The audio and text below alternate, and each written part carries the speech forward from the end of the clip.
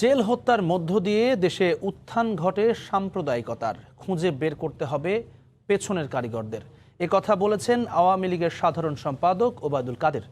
সকালে জেল হত্যা দিবস উপলক্ষে রাজধানীর ধানমন্ডিতে বঙ্গবন্ধুর প্রতিকৃতিতে শ্রদ্ধা জানায় আওয়ামী লীগ। পরে ফুল দেয়া হয় বনানী কবরস্থানে, জাতীয় 4 নেতার কবরে। 1975 সালের 15ই আগস্ট জাতির জনক বঙ্গবন্ধু শেখ মুজিবুর রহমানকে হত্যার 3 মাসের মাথায় 3রা নভেম্বর কেন্দ্রীয় কারাগারে হত্যা করা হয় বঙ্গবন্ধুর 4 সহচর ও মুক্তিযুদ্ধে নেতৃত্বদানকারী মহান 4 নেতাকে। মুক্তিযুদ্ধের চেতনাকে নির্মূল করতেই তাদের হত্যা করে স্বাধীনতা বিরোধী শক্তি। বুধবার সকালে জেল হত্যা দিবস উপলক্ষে ধানমন্ডি 32 নম্বরে বঙ্গবন্ধুর প্রতিকৃতিতে প্রথমে প্রধানমন্ত্রী ও দলীয় সভাপতি শেখ হাসিনার পক্ষে শ্রদ্ধা নিবেদন করে আওয়ামী লীগ। পরে নেতাকর্মীদের নিয়ে শ্রদ্ধা নিবেদন করেন দলের সাধারণ সম্পাদক ওবায়দুল কাদের। একে একে জাতির জনকের প্রতিকৃতিতে ফুল দেন ছাত্রলীগ, যুবলীগ, কৃষক লীগ সহ দলের সহযোগী ও অঙ্গ সংগঠনের নেতাকর্মীরা। এ সময় ওবায়দুল কাদের বলেন, সাম্প্রদায়িক শক্তির বিরুদ্ধে সকল গণতান্ত্রিক শক্তিকে ঐক্যবদ্ধ হতে হবে। এই সাম্প্রদায়িকতার বিরুদ্ধে সকল অসাম্প্রদায়িক গণতান্ত্রিক দেশপ্রেমিক শক্তিকে ঐক্যবদ্ধ হওয়ার আহ্বান দেন। এই হত্যাকাণ্ডের বিচার যাদের করা হয়েছে সেটা কার্যকর হোক, তারপরে অন্য কিছু ভাবা। পরে বনানী কবরস্থানে জাতীয় 4 নেতার কবরে শ্রদ্ধা জানান দলের নেতাকর্মীরা। করা হয় দোয়া ও মোনাজাত। এদিকে দুপুরে বঙ্গবন্ধু এভিনিউয়ে জেল হত্যা দিবসের আলোচনা সভার আয়োজন করে আওয়ামী লীগ। এতে বক্তারা বলেন, 15ই আগস্ট আর 3রা নভেম্বরের হত্যাকাণ্ড একই সূত্রে গাঁথা। বঙ্গবন্ধু হত্যার মধ্য দিয়ে যারা হত্যাকারীরা তাদের এজেন্ডা বাস্তবায়ন করেছিল, সেই বাস্তবায়নকারী দল হচ্ছে বিএনপি এবং তার নেতা ছিলেন বিএনপির প্রতিষ্ঠাতা জিয়াউর রহমান। মুস্তাক 25শে সেপ্টেম্বর বঙ্গবন্ধুর হত্যাকারীদেরকে ইনডেমনিটির আদেশ দিয়ে তাদেরকে মুক্ত করেছিলেন। সকল অপকর্মের হোতা ছিলেন জিয়াউর রহমান। সভায় দলের সাধারণ সম্পাদক ওবায়দুল কাদের জানান, আগামী জাতীয় নির্বাচন বিএনপির অংশগ্রহণের উপর নির্ভর করছে না। ফখরুল সাহেব আপনাকে পরিষ্কার বলে দিতে চায়, যতই হাঁক ডাক করুন, তত্ত্বাবধায়ক সরকার কিন্তু উচ্চ আদালতের আদেশে জাদুঘরে চলে গেছে। তত্ত্বাবধায়ক সরকার নয়, পৃথিবীর অন্যান্য দেশের মতো গণতান্ত্রিক পদ্ধতিতেই নির্বাচন হওয়ার কথা জানান ওবায়দুল কাদের। ওবায়দুল্লাহ মামুন, সময় সংবাদ, ঢাকা। এদিকে ঢাকা পুরাতন কেন্দ্রীয় কারাগারে জাতীয় 4 নেতার সেলে শ্রদ্ধা জানিয়েছেন পরিবারের সদস্যরা। ছিলেন স্বরাষ্ট্রমন্ত্রী আসাদুজ্জামান কামালও। বলেন, 4 নেতার পলাতক হত্যাকারীদের দেশে ফিরিয়ে আনার চেষ্টা চলছে। 75-এর কালো আগস্ট, 15 তারিখের নৃশংস রাতে সপরিবারে হত্যা করা হয় বঙ্গবন্ধু শেখ মুজিবুর রহমানকে। আত্মস্বীকৃত হত্যাকারী ও তাদের দোসরদের ডাকে সাড়া দেননি 4 নেতা। বেইমানি করেননি বঙ্গবন্ধুর রক্তের সাথে। এর ফলে তাদের গ্রেফতার করে নিয়ে যাওয়া হয় পুরান ঢাকার নাজিমুদ্দিন রোডের কেন্দ্রীয় কারাগারে। বঙ্গবন্ধু হত্যাকাণ্ডের 2.5 মাসের মাথায় স্বাধীন বাংলাদেশে 3রা নভেম্বর বাঙালি জাতির ইতিহাসে খুনি ফারুক রশিদ আর মোশতাক গং জুড়ে দেয় আরও একটি কালো অধ্যায়। কারাগারের ভেতরে হত্যা করা হয় জাতীয় 4 নেতাকে। জেল হত্যা দিবস উপলক্ষে ঢাকার পুরাতন কেন্দ্রীয় কারাগারের ভেতরে বঙ্গবন্ধু কারা স্মৃতি জাদুঘর ও জাতীয় 4 নেতার শ্রেলে শ্রদ্ধা জ্ঞাপন করেন স্বরাষ্ট্রমন্ত্রী আসাদুজ্জামান খান কামাল সহ স্বজনরা। এ সময় জাতীয় 4 নেতার স্বজন সহ 1977 সালের সেনা বিদ্রোহে নিহতদের পরিবারও এসব হত্যাকাণ্ডের বিচার দাবি করেন। একই সঙ্গে জাতীয় 4 নেতার মুক্তিযুদ্ধে অবদানের যথাযথ মূল্যায়ন ও স্বাধীন বিচার কমিশন গঠনের দাবি জানান তারা। এটার পেছনে যারা কারিগর কুশীলব তাদেরকে জানার জন্য যেন একটা স্বাধীন বিচার বিভাগীয় ব্যবস্থা কমিশন গঠন করা হয়। ঘাতক চক্রকে দ্বিতীয়বার তাদের কিভাবে প্রবেশের সুযোগ, এগুলো তৎকালীন জেল হত্যা তদন্ত কমিশনের এটা পূর্ণাঙ্গ রিপোর্ট আমরা জানতে চাই। স্কুল, কলেজ, ইউনিভার্সিটির বই পুস্তকে যদি আমরা তাদের জীবনীটাকে সুন্দরভাবে তুলে ধরতে পারতাম, তাহলে আমি মনে করি, আমরা বিশ্বাস করি যে নতুন প্রজন্ম ইন্সপায়ার্ড হতো। জেল হত্যার বিচারের রায় কার্যকর করার চেষ্টা এবং আসামিদের খুঁজে পেলে এখানে ফাঁসি দেওয়া হবে বলে মন্তব্য করেন স্বরাষ্ট্রমন্ত্রী। তাদেরকে যখনই আমরা আমাদের আওতায় পাবো তখনই এই ফাঁসির রায় কার্যকর হবে। এই জেল হত্যার ব্যাপারেও আমরা এই রায় কার্যকরের জন্য আমরা সর্বাত্মক প্রচেষ্টা নিচ্ছি। বাংলাদেশের ইতিহাসে আপামর মানুষের কাছে এসব হত্যাকারী আজীবন ঘৃণিত থাকবে বলেও মন্তব্য করেন মন্ত্রী। হাসিবুল হাসান, সময় সংবাদ, ঢাকা। লন্ডনে পালিয়ে থাকা আসামিদের বাংলাদেশে ফেরত আনতে ব্রিটিশ প্রধানমন্ত্রী বরিস জনসনের সঙ্গে আলোচনা করেছেন বাংলাদেশের প্রধানমন্ত্রী শেখ হাসিনা। COP26 সম্মেলন স্থলে বরিস জনসনের সঙ্গে দ্বিপক্ষীয় বৈঠক করেন তিনি। এদিকে গ্লাসগোতে স্কটিশ পার্লামেন্টে জলবায়ু বিষয়ক বিশেষ এক সেশনে যোগ দেন তিনি। এ সময় শেখ হাসিনা বলেন, জলবায়ু পরিবর্তনের কারণে উদ্বাস্তু হওয়া মানুষের দায়িত্ব নিতে হবে পুরো বিশ্বকে। জলবায়ু পরিবর্তন সম্পর্কিত শীর্ষ সম্মেলন কপের ২৬তম আসরে ক্লাইমেট ভালনারেবল ফোরাম বা ভুক্তভোগী দেশগুলোর প্রেসিডেন্ট হিসেবেও স্কটল্যান্ডে বেশ কিছু সাইডলাইন ইভেন্টে যোগ দিয়েছেন প্রধানমন্ত্রী। সিভিএফের ৪৮টি দেশের নেতাদের সংলাপে শেখ হাসিনা অভিযোগ করে বলেন, কার্বন নিঃসরণকারী উন্নত দেশগুলো তাদের প্রতিশ্রুত তহবিল না দেয়ায় জলবায়ু ঝুঁকিপূর্ণ দরিদ্র দেশগুলোকে অসহায় অবস্থার মধ্যে পড়তে হচ্ছে। মঙ্গলবার স্থানীয় সময় রাতে দেশটির পার্লামেন্ট ভবনে কল ফর ক্লাইমেট প্রসপারিটি শীর্ষক এক বিশেষ সেশনের আয়োজন হয়, যেখানে প্রধানমন্ত্রী শেখ হাসিনাকে মূল বক্তা হিসেবে আমন্ত্রণ জানিয়েছিল স্কটিশ পার্লামেন্ট। এই অনুষ্ঠানে ছোট বোন শেখ রেহানা ও মেয়ে সিভিএফের থিমেটিক অ্যাম্বাসেডর সাইমা ওয়াজেদ পুতুল সহ উপস্থিত ছিলেন স্কটিশ পার্লামেন্টে প্রথম বাংলাদেশি এমপি ফয়সল চৌধুরী। জলবায়ু পরিবর্তনের প্রভাব মোকাবিলায় বাংলাদেশের করণীয় তুলে ধরে বক্তব্য রাখেন প্রধানমন্ত্রী। তিনি বলেন, কার্বন নিঃসরণ কম হয় এমন প্রযুক্তিতে এগোতে চায় তার দেশ। জানান, শিগগিরই ইলেকট্রিক গাড়ির যুগে প্রবেশ করবে Bangladesh. Bangladesh is also committed to following a progressive approach to developing its economy on a low carbon pathway. Bangladesh has already started working for introducing significant number of electric cars within next few years. বিশ্ব নেতাদের এক হয়ে কার্যকর পদক্ষেপ নেয়ার উদ্যোগ ছাড়া জলবায়ু পরিবর্তনের দুর্যোগ সামাল দেয়া সম্ভব হবে না বলেও জানান সরকার প্রধান। তিনি বলেন, করোনার বাস্তবতায় নতুন শিক্ষা পেয়েছে বিশ্ব। The world has to share the responsibilities of climate migrants. The issue of loss and damage must be addressed properly. The world leaders has realized that yes, they have the responsibility and everybody want to work together. So we will work together to save our planet, save our future generation.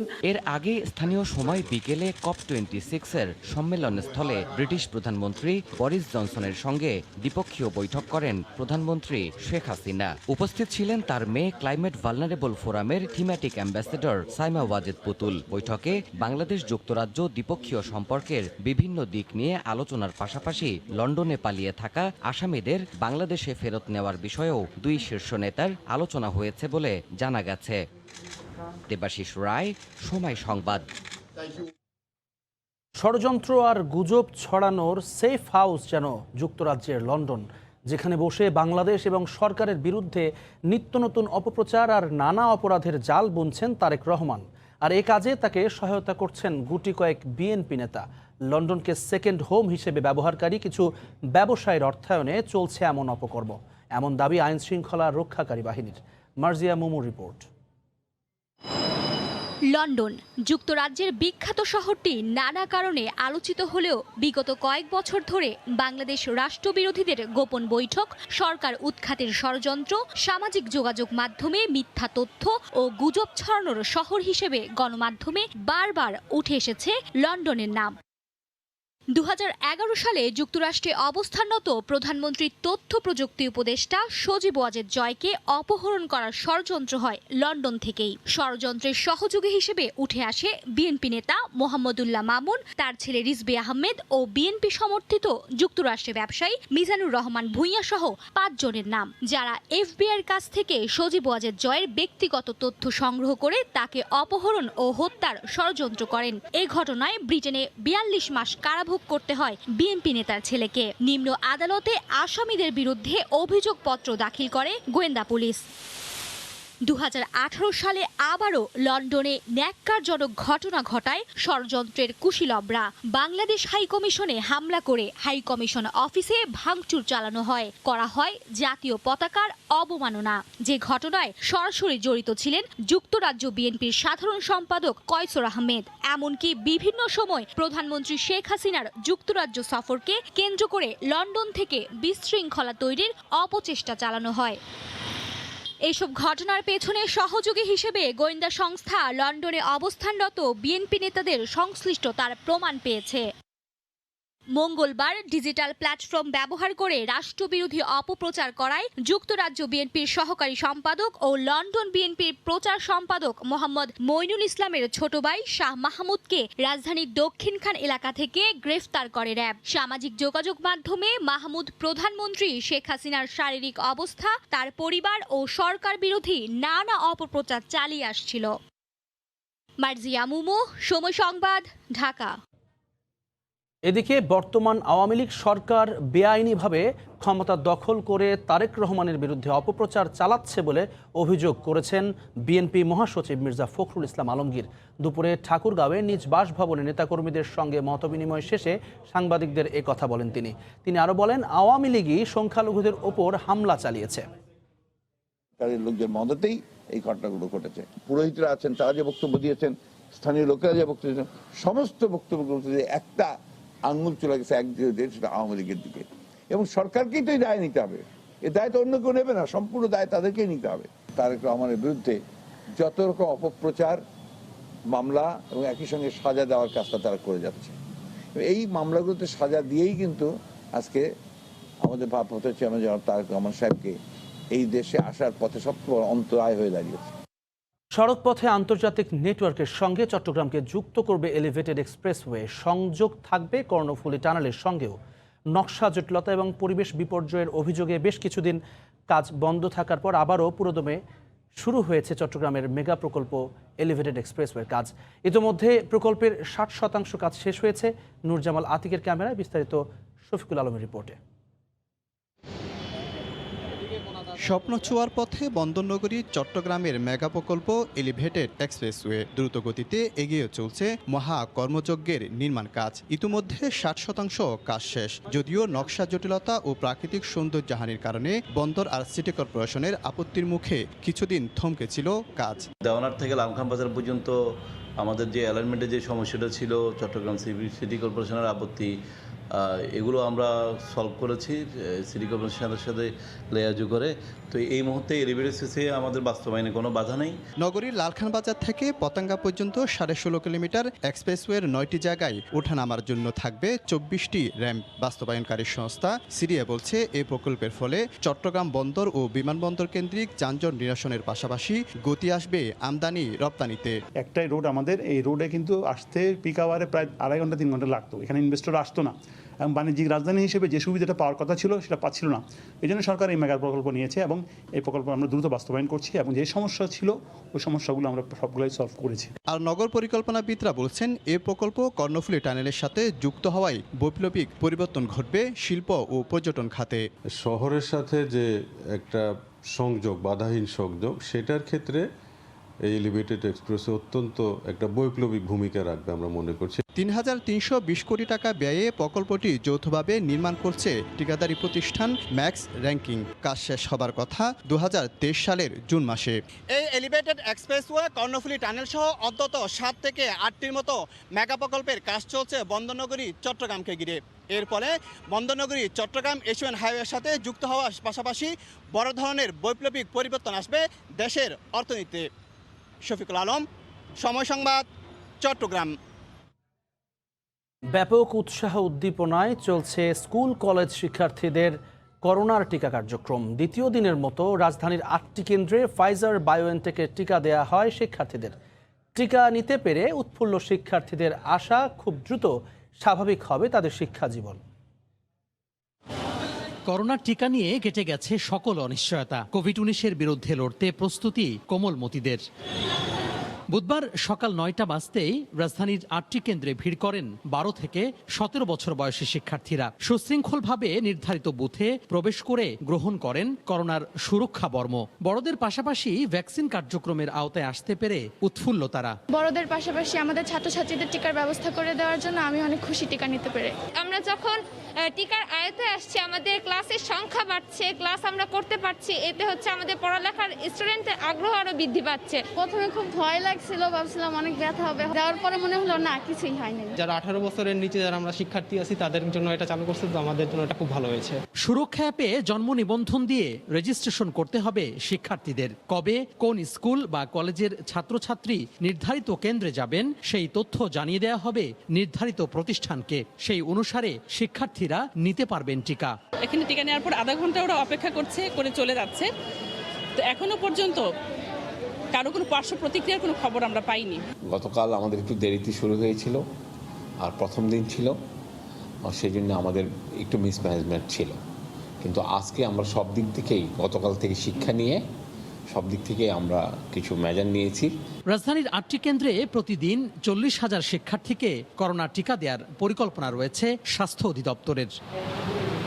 Toha খান তামিম, সময় সংবাদ, ঢাকা। কাল লন্ডনে শুরু হচ্ছে Bangladesh investment summit 2021। Bangladesh securities and exchange commission BSECর আয়োজনে সামিটের উদ্বোধন করবেন প্রধানমন্ত্রী শেখ হাসিনা। সানবীর রুপলের রিপোর্ট। পদ্মা সেতু, পায়রা বন্দর, এলিভেটেড এক্সপ্রেসওয়ে, গেল এক দশকে এমন সব উন্নয়নমূলক কর্মকাণ্ড তৈরি করেছে বাংলাদেশ। অবকাঠামো উন্নয়নে $40 বিলিয়ন বিনিয়োগ পরিকল্পনা সরকারের। গড়ে তোলা হচ্ছে 100টি অর্থনৈতিক অঞ্চল। ধীরে ধীরে দেশি বিদেশি বিনিয়োগকারীদের জন্য আশীর্বাদ হয়ে উঠেছে বাংলাদেশ। এই অপার সম্ভাবনা তুলে ধরতে সুইজারল্যান্ডের পর এবার বাংলাদেশের পতাকা পৌঁছে গেছে যুক্তরাজ্যের বিনিয়োগকারীদের দরজায়। 4 নভেম্বর লন্ডনের কুইন এলিজাবেথ সেন্টারে প্রধানমন্ত্রী শেখ হাসিনা সামিটের উদ্বোধন করবেন। সম্মেলনে পুঁজিবাজার ও বাংলাদেশের অর্থনীতিতে সরাসরি বিনিয়োগের আহ্বান জানানো হবে। কান্ট্রি ব্র্যান্ডিংটা আমাদের জন্য খুব জরুরি ছিল এবং এখনো আছে। আমরা কাজটা শুরু করেছি, ইনশাল্লাহ আরও কিছু করলে একটা নতুন ইমেজ বিল্ড হবে। এখানে আমরা বাংলাদেশের ইনভেস্টমেন্টকে নিয়ে কাজ করব।